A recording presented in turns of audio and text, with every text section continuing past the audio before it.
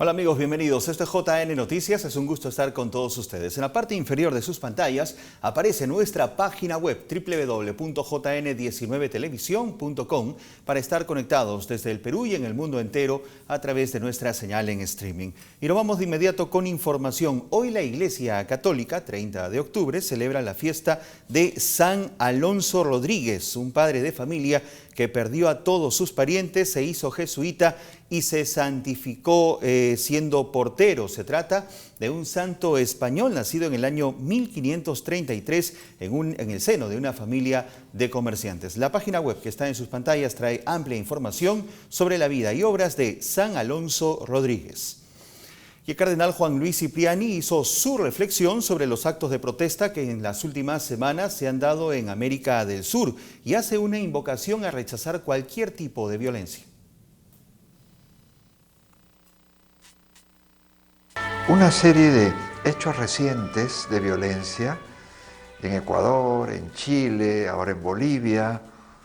No sé si le llegará algún día a Perú, pero preocupa porque es una mezcla de... No se sabe si es de política, si es una explosión de libertad, no sabemos si es un problema de justicia o de pobreza, no sabemos, es una mezcla, pero lo que sí sabemos es que es una violencia masiva, destructiva, inaceptable. Esto sí lo sabemos. Entonces, vale la pena darnos cuenta que esto no es defensa de la democracia. Aquí se habla mucho de democracia y de anticorrupción, pero yo no veo por ningún lado que esta oclocracia, vean el significado, es una degeneración de la democracia. Es asaltar y destruir la democracia, pero disfrazado de poder judicial, de fiscalía, de congreso, de gobierno, de elecciones, pero vale la pena que hagamos un poquito de esfuerzo en quiénes están detrás de estas violencias masivas, quiénes financian, porque cuesta organizar una destrucción tan bien hecha, quiénes financian, quiénes mueven a los medios de comunicación para que traten de explicarnos cómo era necesario, pues la violencia era muy fuerte. No, no podemos chuparnos el dedo. Aquí detrás hay una manera nueva de hacer una violencia urbana de manera masiva, destructiva, muy fuerte. No podemos responder con mesas de diálogo, no podemos responder simplemente diciendo pues que el Poder Judicial, no. Los medios tradicionales no pueden enfrentar esta violencia masiva y esta manipulación de la democracia. Aquí la estamos viendo. El chuponeo es constante. Siempre vemos novedades. Hemos escuchado esto. Nadie dice, bueno, ¿quién lo escuchó? Porque es ilegal que una interceptación telefónica pasa a una ONG o pasa a los diarios y estamos todos interceptados en nombre de la justicia. No. Y los medios de comunicación, no es fácil llegar a ellos, te cierran la puerta. ¿Por qué? Entonces, creo que vale la pena organizarse un poco para que la respuesta no sea como siempre, sea nueva. Hay un nuevo modo de enfrentar estas dificultades y tenemos que, entre todos, defender la democracia, defender la verdad, pero no esperar cuando incendian la pradera en el Perú, o en el sur del Perú, o en la zona de Puno, o que busquen una excusa. No. El amor a la patria nos tiene que llevar a todos a que lo normal es que se dialogue, pero ¿dialogar por gusto? No.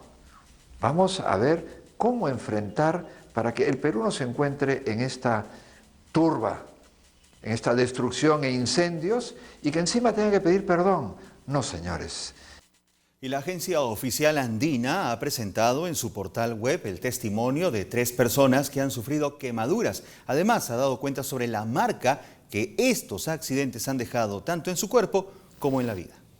Los niños se burlaban de mí, se asustaban de mí, no se me querían acercar. Al comienzo tampoco salía. Yo miraba a mis compañeros, a mis amigos que jugaban en la calle y yo no salía no porque no podía, sino por el temor, ¿no? De que me miraran. Me sentía en ese caso, la verdad es que bastante sola. No encontraba a alguien que de verdad se sintiera o comprendiera cómo me siento, ¿no? Hasta a veces quería acabar con mi propia vida estando sola en casa. Estos son los testimonios de 3 personas que tuvieron la desdicha de haber sufrido una grave quemadura. Sus vidas quedaron marcadas, no solo por estas cicatrices, sino por todo lo que tuvieron que soportar. Rechazos, insultos, acciones que no les permitían seguir normalmente con sus vidas. Aprender a aceptar a vivir así es un largo proceso. Es difícil, pero es posible. Son muchos aspectos a trabajar para superar estos rechazos. El entorno y sobre todo la familia son algunos de ellos. Una parte muy fundamental fue el apoyo familiar. Siempre estuve con mis padres apoyándome, con mi mamá, mi papá. Pero el apoyo de mi tía, lo que me hablaba, su fortaleza de ella también, y aparte de eso, las cosas espirituales, esas cosas me ayudaron para poder yo seguir adelante. Otro aspecto a trabajar es el lado emocional.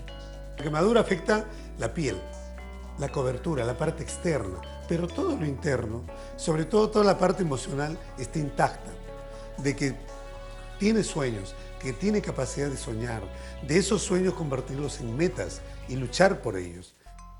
Cada uno de ellos vivió una experiencia diferente, pero nos comparten cómo superaron ese miedo y aceptar a vivir con ello.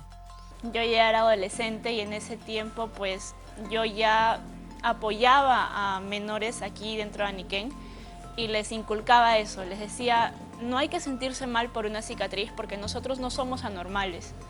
Y yo decía, ¿cómo puedo decir eso y no practicarlo? Por eso es que tomo la decisión de ponerme un polo, salir. Recibí comentarios muy malos, la verdad, porque no me habían visto con polo, no sabían que yo tenía una cicatriz. Pero la forma de responder puede marcar la diferencia, ¿no? Mi familia, la playa, la piscina, yo no quería ir. Es más, si iba con polo manga larga, con pantalones. O sea, yo decía, o sea, estamos en verano, todo el sol, me voy a perder todo eso por el simple hecho de tener miedo, no sé, y poco a poco fui yendo con polo, con vivirí, con short, y, o sea, y me sentí bien, ¿no? Hoy, Dolores, César y Lourdes han superado aquella parte triste de su vida y comparten su experiencia con niños y jóvenes de Aniquén que han pasado por lo mismo. Somos sobrevivientes de quemaduras y, o sea, por el tema de ser sobrevivientes de quemaduras, son más fuertes que los demás. Y eso siempre trato de decirle a los más chicos, ¿no? Porque quiero seguir apoyando a los niños, a los jóvenes que han pasado el mismo caso que yo, ¿no? Dando mis palabras, dando mis ánimos, también para poder ayudarlos. Dios sabe, tiene un propósito para cada persona. Y Él sabe por qué me pasó, ¿no? Las cosas que pasé y que yo tengo que seguir adelante. Con tiempo y convicción es posible superar esas marcas, que estarán presentes para recordarles que todo en esta vida se puede superar. El diario La República da cuenta sobre la información de que el Tribunal Constitucional admitió ayer a trámite la demanda de competencia que presentó la Comisión Permanente del Congreso contra el Ejecutivo por la disolución del Congreso de la República. Mientras esto sucede, el mismo Tribunal Constitucional, no por unanimidad, sino por mayoría de votos, por otro lado, decidió rechazar la medida cautelar contra la disolución del Congreso, es decir, que todo vuelva a la normalidad mientras se llevaba a trámite lo otro. Tenemos también ya prácticamente a puertas una elección el próximo mes de enero del año 2020. Para entender un poco este panorama, estamos a esta hora en comunicación telefónica con el doctor Pedro Angulo, exdecano del Colegio de Abogados de Lima. Doctor, bienvenido a JN Noticias. Muchas gracias por la invitación. Mi saludo a todos sus oyentes. Ayúdenos por favor a entender este panorama. ¿Qué significa que el tribunal admita a trámite la demanda competencial sobre la disolución del Congreso? La admisión a trámite creo que no debe de causar incomodidad ni estupor. Lo que sucede es lo siguiente.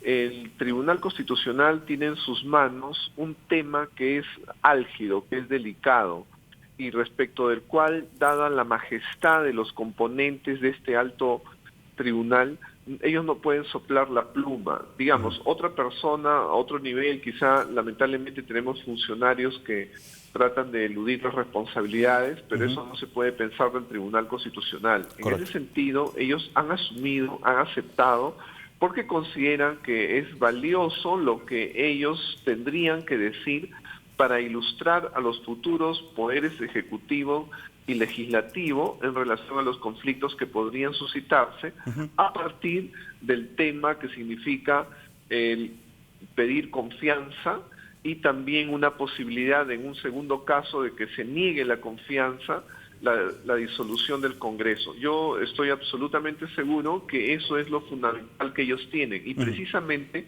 un signo que evita suspicacias es el hecho de que se hayan negado a admitir la cautelar. Esto es ir en contra de la medida también dada por el presidente junto a la disolución del Congreso de llamar a elecciones para el 20 de enero. En ese sentido, creo que el pronunciamiento del Tribunal Constitucional sobre todo va a ser ilustrativo, va a dar pautas tanto para este caso como para los que pudieran presentarse en el futuro. ¿Eso quiere decir de que ellos van a recomendar de pronto una modificación en la Constitución al siguiente Congreso de la República? Podría ser modificaciones, por ejemplo, dar las pautas para las facultades que debe tener la Comisión Permanente cuando se disuelva el Congreso, dar las pautas respecto de los casos en que el Poder Ejecutivo puede solicitar confianza y casos en que no debería de solicitar confianza.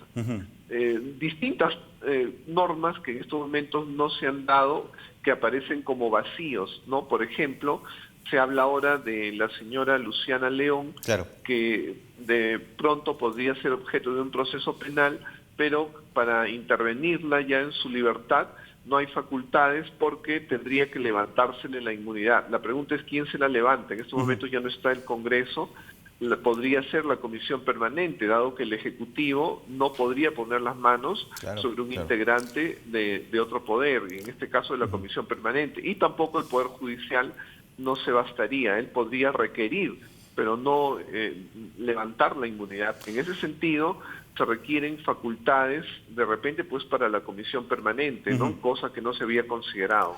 Correcto. Se refiere al caso de la congresista o ex congresista Luciana León por el tema del antejuicio, que le da 5 años de inmunidad cuando el presunto delito tiene que ver con temas de función parlamentaria. ¿Eso lo podría reparar de alguna manera el próximo Congreso, que se elegiría en el 2020? También podría ser facultad del Congreso o como digo, sugerencias del Tribunal Constitucional respecto de lo que debería de normarse, ¿no? En ese sentido, lo que decimos es que esa admisión se presta para ilustrar, se presta para dar luces y evitar futuros conflictos. Correcto, perfecto. Muy bien, muchos se han puesto en un panorama bastante incierto, complicado y confuso, en el que supuestamente el Tribunal Constitucional de pronto apruebe esta demanda o dé por válida la demanda y la considere de pronto procedente y todo vuelva atrás, es decir, el Congreso de la República sea repuesto. ¿Qué pasaría en este caso con el Congreso ya elegido? Porque sabemos que este trámite puede durar varios meses.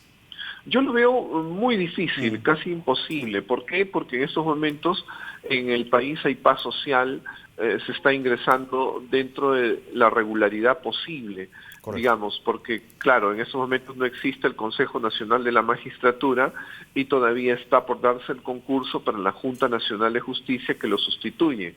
También tenemos que no existe un Congreso y por eso el Ejecutivo va a dar decretos legislativos, ¿no? En vez de leyes.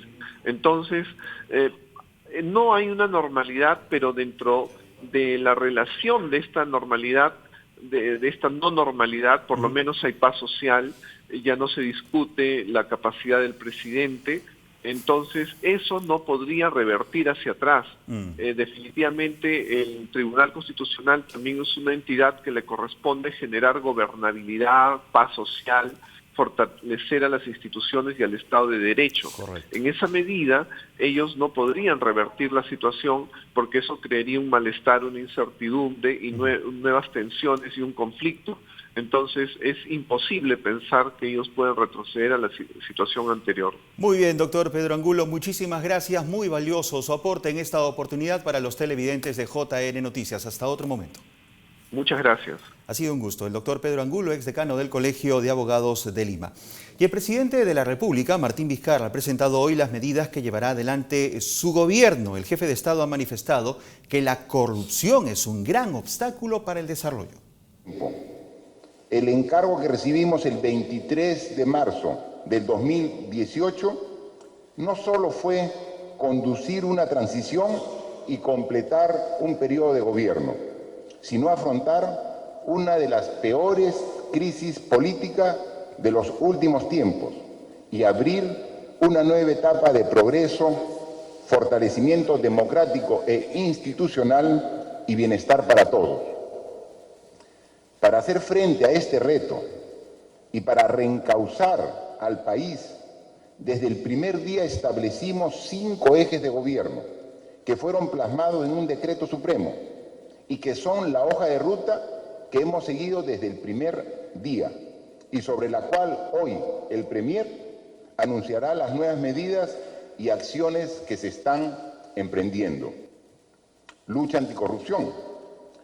Desde el principio consideramos que luchar contra la corrupción es fundamental porque tenemos claro que nuestro país no puede ni podrá crecer sostenidamente en medio de este flagelo.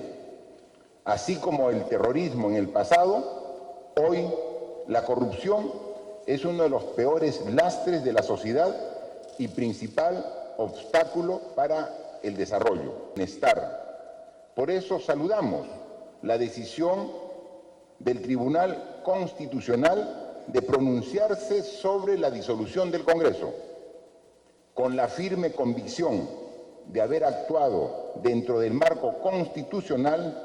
Esperamos la resolución, la notificación de la resolución del TC para sustentar las acciones tomadas.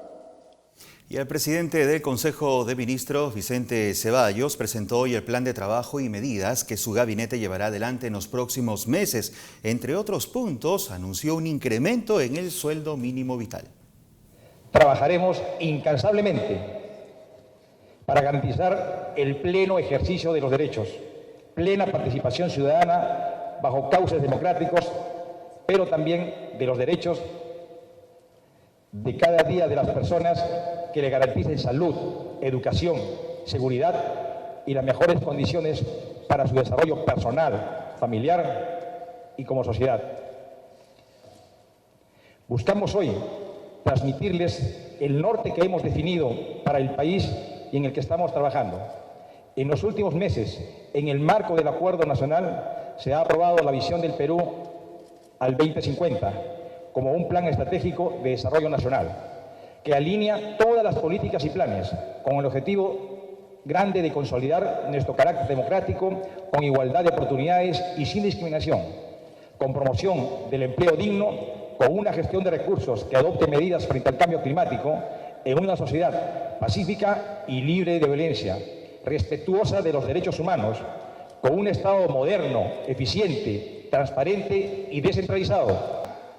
Uno de los principales problemas de nuestro país es la cobertura en el acceso a los servicios de salud.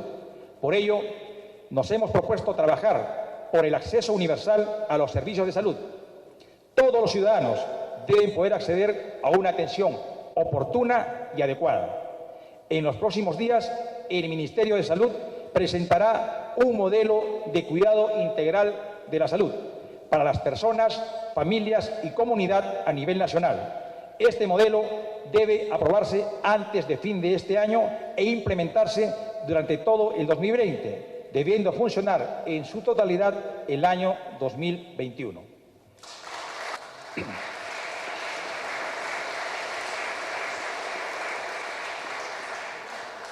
Este nuevo impulso que queremos impregnar en la reconstrucción se manifiesta con la incorporación a partir del día de hoy de parte del equipo directriz de los Panamericanos Lima 2019 en la conducción de esta entidad.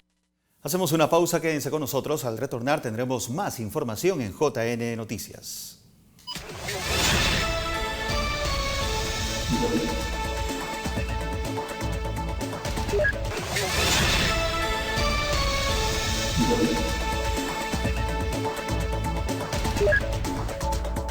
Continuamos, esto es JN Noticias, nos vamos al sur del país, hasta la ciudad de Arequipa, porque con enfrentamientos, la zona de Islay espera decisión del Consejo de Minería. En el Valle del Tambo se han registrado bloqueos y protestas, han reportado a 4 policías heridos y un intervenido tras el enfrentamiento en el cruce Mollendo y Mejía. El Consejo de Minería decidirá si procede la licencia otorgada al proyecto minero Tía María, nos dice este artículo que fue publicado hoy a las 9 de la mañana del diario La República. Vámonos ahora con información internacional.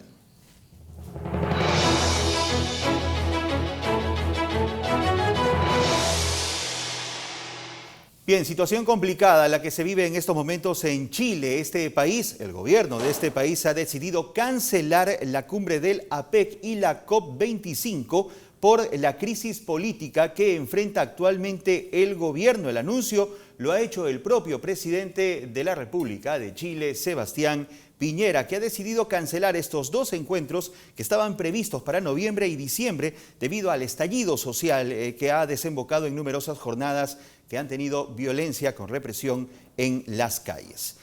Y el Papa Francisco ha pedido calma en Irak para resolver sus problemas. El país medio oriental vive intensas jornadas de protesta contra la corrupción del gobierno.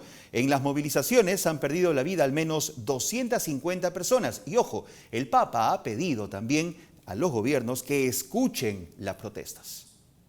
Antes de concluir la audiencia general, pidió calma en Irak para resolver los problemas. Allí, desde principios de octubre, durante protestas contra la corrupción del gobierno, han sido asesinadas 250 personas. Piden también agua potable en Irak, atención sanitaria y acceso a la educación. Mentre esprimo cordoglio per le vittime e vicinanza alle loro famiglie e ai feriti, invito le autorità a ascoltare il grido della popolazione que quiere una vida degna y tranquila. En su catequesis semanal, el Papa recordó que el libro de los Hechos de los Apóstoles narra la llegada del cristianismo a Filipos, la primera ciudad de Europa. Y un equipo de la Organización de Estados Americanos, OEA, iniciará el jueves una auditoría de los resultados de las elecciones, controvertidas por cierto, realizadas en Bolivia el pasado 20 de octubre, ha anunciado en conferencia de prensa el canciller boliviano Diego Pari. Pari ha detallado que este miércoles, o sea hoy, se ha firmado un acuerdo entre el gobierno de Bolivia y la Secretaría General de la OEA para oficializar dicha auditoría. Es la información que nos ha proporcionado la página web de CNN en español. Y el Papa Francisco ha recordado hoy la llegada del cristianismo al continente europeo. En la audiencia general de los miércoles, el Santo Padre ha destacado una vez más el papel fundamental de la mujer en la Iglesia. El libro de los Hechos de los Apóstoles narra la llegada de Pablo a la ciudad de Filipos, colonia romana de la Macedonia, y por tanto la entrada del Evangelio en Europa. Hay 3 acontecimientos que caracterizan este episodio. En primer lugar, el bautismo de Lidia, una mujer creyente a la que el Señor, por obra del Espíritu, le abrió el corazón para que aceptara la enseñanza de Pablo. Una vez que el corazón de Lidia se abrió, pudo acoger a Cristo mediante el bautismo, junto a toda su familia, y abrió su casa a los demás apóstoles. Esta hospitalidad de Lidia nos recuerda la acogida y el servicio que caracterizaban a las mujeres que acompañaban a Jesús y a los apóstoles. Gracias a esta acogida femenina florecieron las Domus Ecclesiae, las iglesias domésticas entre los primeros cristianos. En segundo lugar, Pablo y Silas fueron denunciados por los dueños de una esclava que tenía un espíritu de adivinación y les procuraba muchos beneficios, y a la que los apóstoles liberaron con un exorcismo. En la cárcel, en vez de lamentarse, alababan a Dios y Él los salvó mediante un terremoto que sacudió la prisión y rompió las cadenas que los ataban. Precisamente el mensaje que hoy ha destacado el Papa Francisco se desprende de la audiencia general de este miércoles y dice lo siguiente. El Espíritu Santo es el protagonista de la misión de la Iglesia. Él es quien guía a los evangelizadores, mostrándoles el camino a seguir. Pidamos al Espíritu Santo un corazón abierto, sensible a Dios y acogedor con los hermanos. Sigan al Papa Francisco en @pontifex_es. Amigos, es todo por hoy. Hasta mañana. Cuídense y continúen con la sintonía de JN19.